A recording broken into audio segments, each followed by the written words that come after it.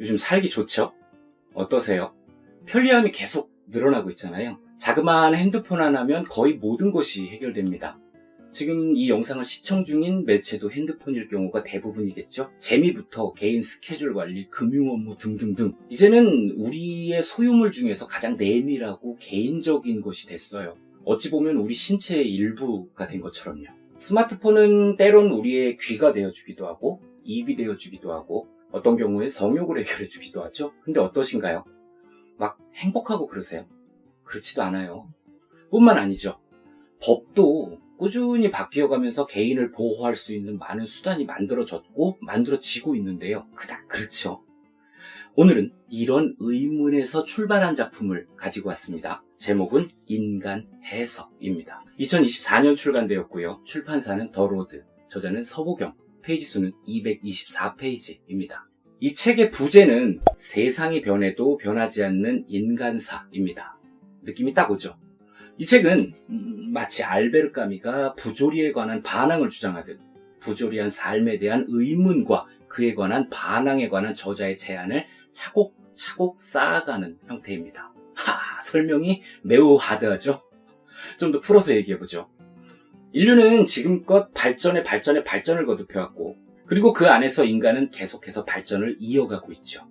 인터넷, 스마트폰과 같은 과거에는 상상도 할 수 없던 편리함, 이건 지금 우리에게 당연한 것으로 느껴지는 상태가 됐어요. 기술뿐만이 아닙니다. 인간의 존엄에 관한 논의라던가 권리에 관한 논의, 이런 것들은 촘촘하다는 표현이 어색하지가 않을 정도로 세분화돼서 잘못된 것을 고치고 시대에 맞지 않는 것을 바꿔가면서 견고해졌고 더 세분화되고 있습니다. 딱 보기에는 편리해졌고 자유로워졌고 안전해졌어요. 그렇지만 그런 상태라면 모두가 행복해야 하는데 막상 세상의 모습을 보자면 그렇지가 않다는 겁니다. 하루가 멀다 하고 대형 참사로 놀라는 일이 벌어지고 치열한 경쟁 속에서 살아남아야 하는 건 여전하고, 아니 더 심해졌고, 게다가 과거부터 지금까지 범죄라는 건 멈추지를 않아요.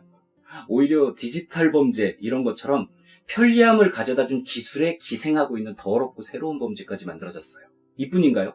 핵가족화, 개인화로 인해서 가족, 사회라는 공동체가 무너져가고 있습니다. 왜 이럴까요? 기술 발전, 인권 신장 등등 더 좋아졌다라고 표현할 수 있는 시대에도 인간은 여전히 괴롭다는 것, 매우 부조리한 상황이 아닐 수 없지 않을 수 없습니다.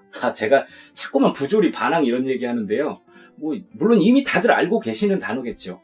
그렇지만 조금 더 부연 설명이 필요하시다면 여기 카드통에서 알베르 까미의 패스트 영상 시청해 주시면 됩니다.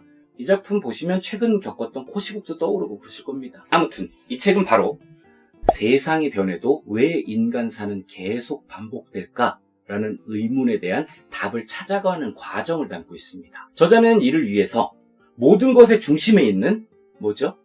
인간을 들여다봅니다. 지금 우리가 고민하고 있는 것에 인간이라는 존재는 필수 불가결이죠. 그래서 인간을 들여다봅니다. 제목이 인간 해석이죠. 인간은 대체 어떤 존재이기에 이러한 부조리한 상황에 놓이게 된 것일까? 저자는 부조리에 대한 반항, 즉 의문에 대한 답으로 인간의 본질이라는 메시지를 제안합니다. 이런 부조리가 발생하는 이유는 이 세상이 다 변해도 인간의 본질은 변하지 않기 때문이라는 건데요. 솔깃하죠? 우리는 변하지 않고 있었다는 겁니다. 설득력 있어. 그럼 인간의 본질은 뭐예요? 그걸 총 4장으로 나눠서 설명을 해줍니다. 일단 목차부터 한번 보시죠. 제1장 변하지 않는 인간, 여기에서는 인간의 본질에 관해서 정말 무서울 정도로 대차게 깝니다. 읽는 동안 사실 겁났어요. 도대체 어떻게 마무리를 하시려고 이렇게까지 밀어붙이시나. 그리고 이어지는 2장 변하지 않는 세상에서는 요 앞장에서 인수분해 수준으로 파헤쳐버린 그 인간들이 모여서 만들어 놓은 세상의 부조리를 적나라하게 까발립니다. 문단 하나를 예로 들어볼게요. 제1장 인간의 영악함에 대해서 이야기하는 부분인데요. 자본주의 사회에서는 성과를 내는 것 또한 또 다른 생존을 의미합니다. 그래서 사람들은 본능적으로 직장에서 누구에게 잘 보여야 하는지, 누구에겐 진상을 부려도 안전한지를 파악합니다. 약간 화가 느껴지는 그런 문장이죠. 그러다가 제3장 변하지 않는 관계에 넘어가서부터는 숨을 좀 고릅니다. 이제까지의 이야기가 문제제기였다면 지금부터는 솔루션이에요. 왜? 라는 질문에 답을 하는 순서가 된 거죠. 그렇게 이어지는 마지막 4장, 급변하는 세상에서 지금까지의 날카로움을 버리고 토닥토닥하는 따뜻함을 담아 독자에게 인간은 이런 특성이 있으니 우리는 이렇게 합시다 라는 저자의 제안을 전합니다. 저자가 제안하는 내용은요, 스스로의 가치예요.